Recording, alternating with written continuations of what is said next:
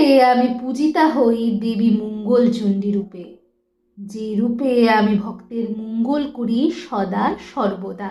সেই রূপের কাহিনী কিছু এমন।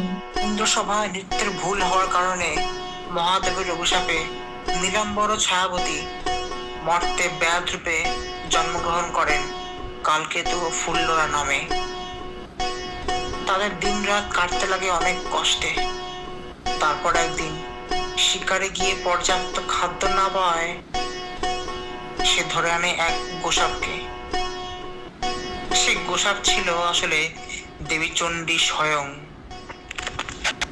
সেই গোসাপকেই কালকেতু গৃহে বন্দি করে আনে শিকার হিসেবে, এবং গৃহে আনার পর তাকে সে গৃহে বেঁধে আবার বনের দিকে চলে যায়। তারপর সেই গোসাপ দেবী চণ্ডীরূপিণী এক মায়াবতী নারীর রূপ ধারণ করেন। তারপর কে তুমি গৃহমধ্যে বসে আছো? আমি যে এক সামান্য নারী, কালকে তো আমায় যে গৃহে নিয়ে এলো।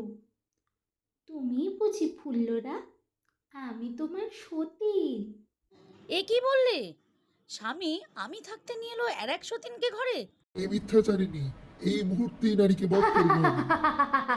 আমি পিশাচিনী নই, আমি দেবী। তোমাদের 7 ঘড়া মোহর দিলাম, এই দিয়ে ভবিষ্যতে তোমরা গুজরাট নগরী প্রতিষ্ঠা মঙ্গলচণ্ডীর ব্রত প্রচার করো দিকে দিকে। তোমাদের আশীর্বাদ দিয়ে তোমাদের সর্বদা মঙ্গল হোক। এরপরে কালকেতু ও ফুল্লরা তিনি মঙ্গল